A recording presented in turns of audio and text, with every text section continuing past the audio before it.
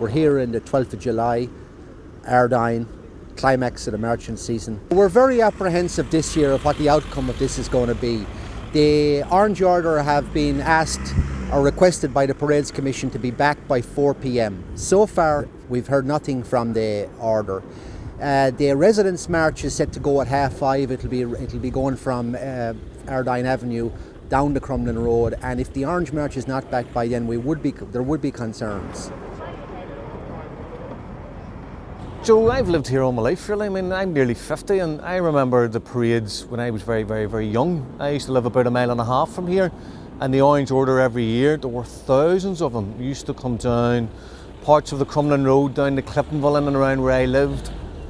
They used to have the police and the security forces used to have the roads sealed off for hours and hours and hours before.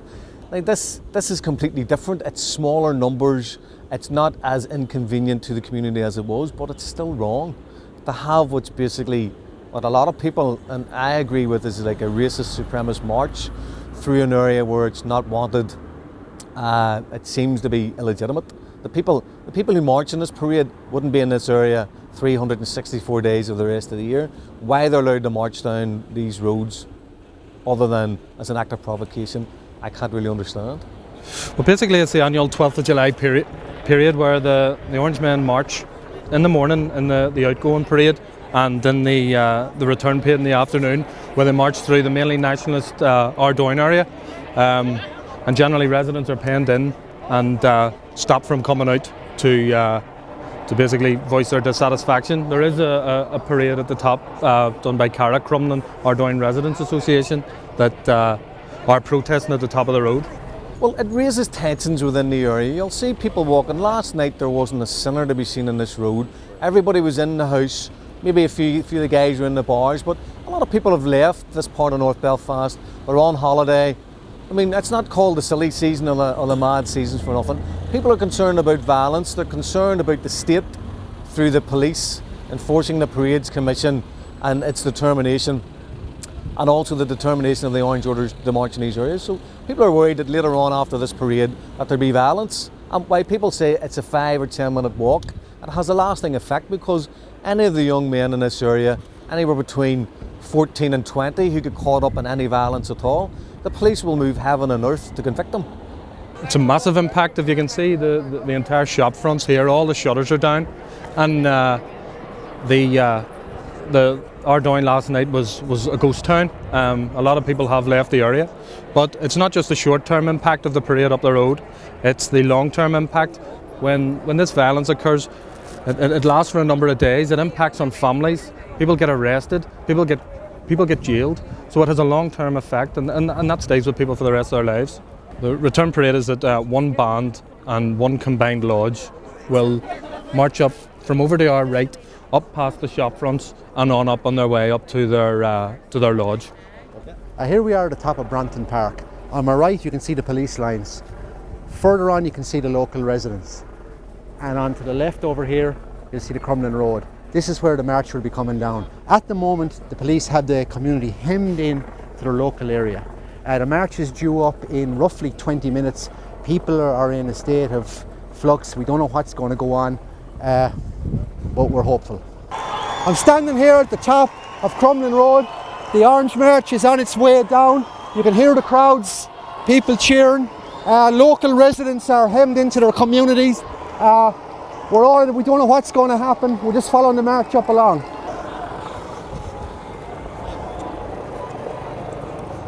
It's just 4 o'clock. The main march is coming up the Crumlin Road. You can see all the press.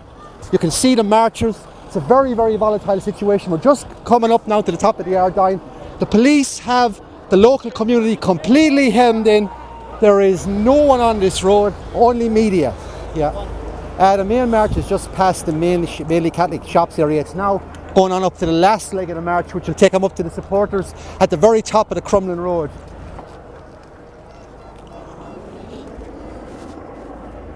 We're standing here at the top of the Crumlin Road, where the Orange March has eventually got up. These are the local supporters. So far, touch wood, there has been no major trouble.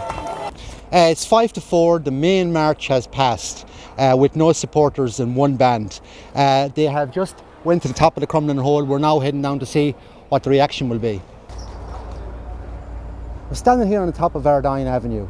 Behind me is Ardoyne Road, and this is Escalation Park, where the local residents are still hemmed in by the police. The main bulk of the Orange March has gone down, minus supporters.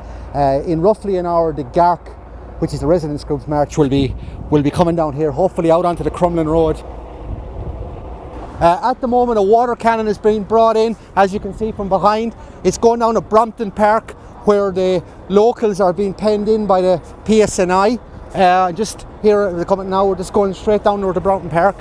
Independent observers will be going down to kick in where the GARC march takes off. We're just crossing the road there now. I'm standing here at the top of Tweddell Avenue. As you can see behind me, the main bulk of the loyalists are still waiting for their white line picket.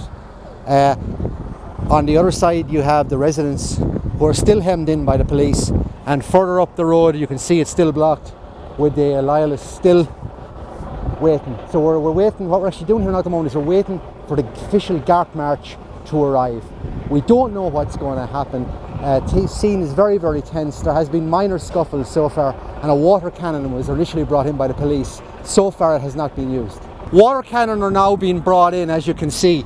They're facing down Brompton Park, where the nationalist residents are being kept in. There's some missiles being thrown. It's a very, very volatile situation, but we don't know what's going to happen. A car has been set on fire on the bottom of Brompton Park. We're just going around here now. Missiles and bottles are being thrown by the rioters. Robin, the cameraman, is going to come down with me here. There's a car actually on fire as I speak, right in front of the police lines. The police are pulling back to the top of Brompton Park. The local youths are following them up along.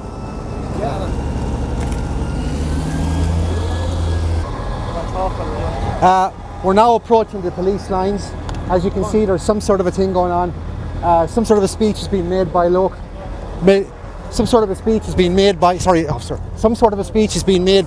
police seems to be holding their line. Police are lined straight across Brompton Park, as you can clearly see along here. The local residents are still hemmed in here. Dee, could you give us your assessment of what's happening here at the moment? Well, basically there was a residents' protest organised by a car earlier in the evening. Now, I've been told by some of the residents who took part in that protest that as they were making their way down, they were charged by a crowd of loyalists assembled at the top of Tweddell and Woodvale, and they were attacked. There was very nearly hand-to-hand fighting. Then, rather than the PSNI protecting the residents that were involved in that protest, they've now come into Ardoyne, attacked more residents. They've made police lanes here. It's just totally doesn't help the situation whatsoever. They've brought a water cannon in, and young people have responded to that by engaging in violence. Now, we stated beforehand that we didn't want anyone engaging in violence. We've just made a public appeal. We've stood here and we've asked the young people that are involved in this violence to cease, because if they continue their violence, the PSNI, as we said would happen, are going to ban our parade, and the Parades Commission will have banned it by proxy. This is all a result of the loyal orders continually demanding the march up that road. We told them that if the loyal order went up that road, it would cause violence, and that it would make our chances of having our peaceful protest obsolete, and unfortunately it seems like we're being proven correct.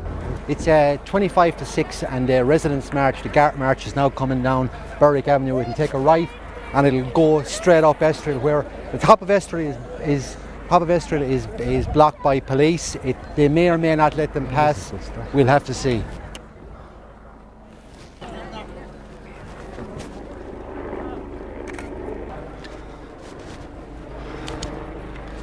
The residents don't know where they're going to be allowed yet onto the road. The police have it blocked. It's a very volatile situation at the moment.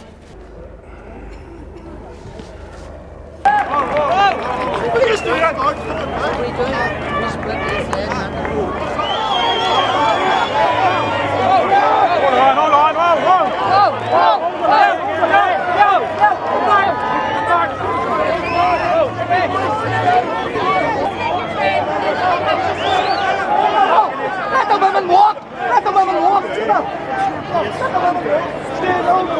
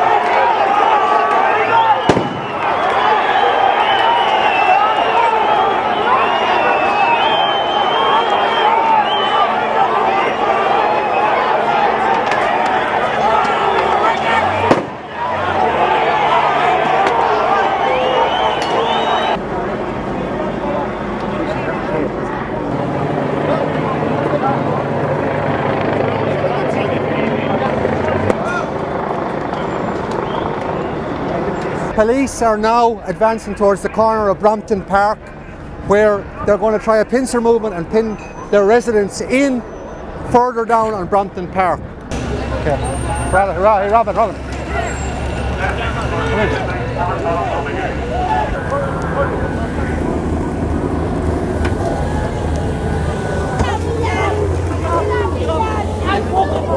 Go, run, you.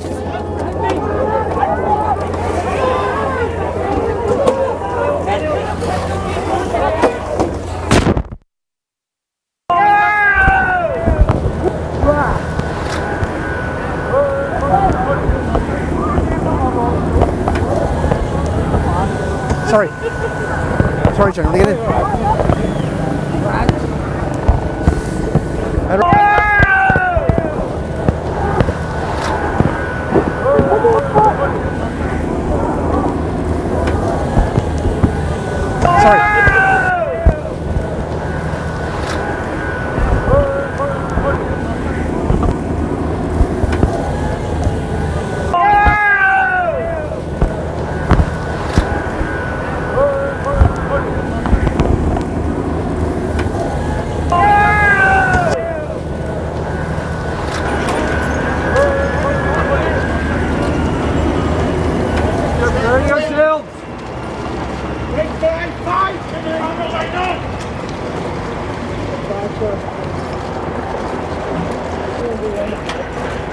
Take that man back, please! Move back a bit, please! Back on the way, please! Do anything here! Keep it back! Move back, folks! Move back, please! Move back, please! Move back, please! Thank you!